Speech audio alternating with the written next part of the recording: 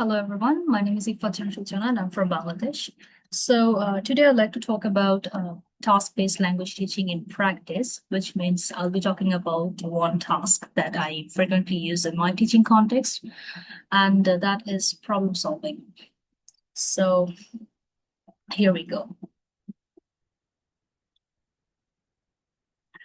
So using problem solving tasks in classroom, it can be very meaningful, can be useful, and it can actually lead to some successful outcomes. So I teach engineering students in Bangladesh. I teach in a university. So what I do is I try to bring some real life problems into the classrooms, real life problems only that are related to the engineering context. So when I teach my first year students, I try to tell them that these kinds of problems they might face when they go to the outside as engineers, as professionals, and they might face this kind of things. So what will they do?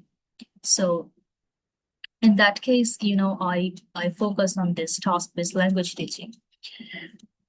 So we actually have 6 types of tasks in TBLT, and those are, you already know what these are. I'm just showing you.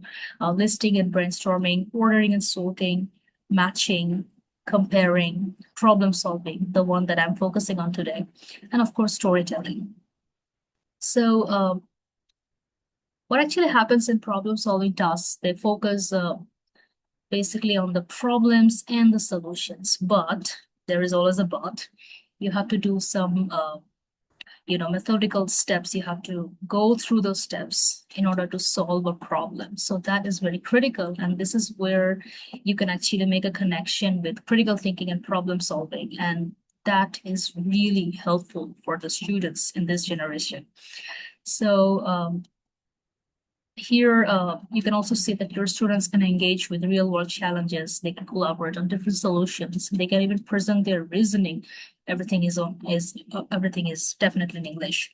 So the language is also being developed, and also the skill is also being developed.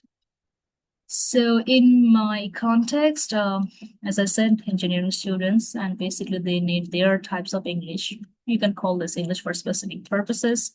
They need to know about real life problems. They need to know how to solve them. Even if not solve them fully, they need to be prepared. So if they encounter what they can do later on. And also they need technology. So this is one example which I have already used in my class, flooding solution. Actually, flood happens in my country, and this is the season that we are facing. Flood is going to happen soon. So I gave this kind of prompt, the challenge, very common, and I just made them do work in group, like what they will do as engineers, what kind of solution they can bring out when this kind of problems are happening. So what they have to do is they have to think about the problem first, like why is it happening?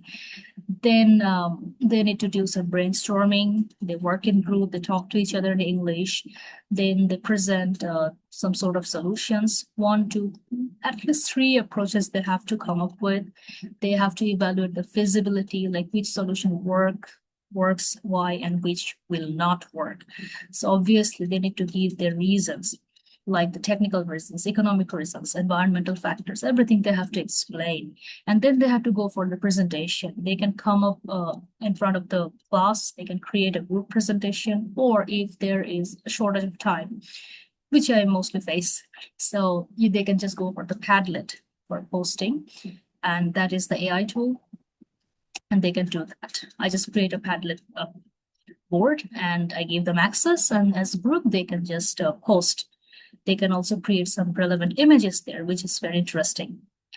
So this is the task cycle I mostly follow, and I suggest you do that as well, if that's possible and feasible.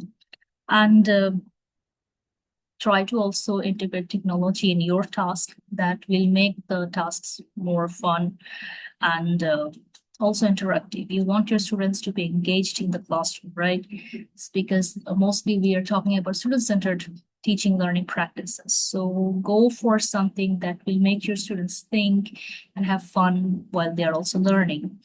So you can try this once if that's possible in your context. And that's it. This approach worked for my context because I saw collaboration among students, and there was growth of critical thinking, and I was solely focusing on communication skills. And I wanted my students to communicate better, not just focusing on English, also the skills that need to be developed. So this was really interesting with the one that I tried. So you can also try for one problem solving, and in your context, whichever fits possible, feasible, go for that. Thank you so much for paying attention. And I really encourage you to adopt this problem solving tasks for your own teaching learning context. Happy teaching.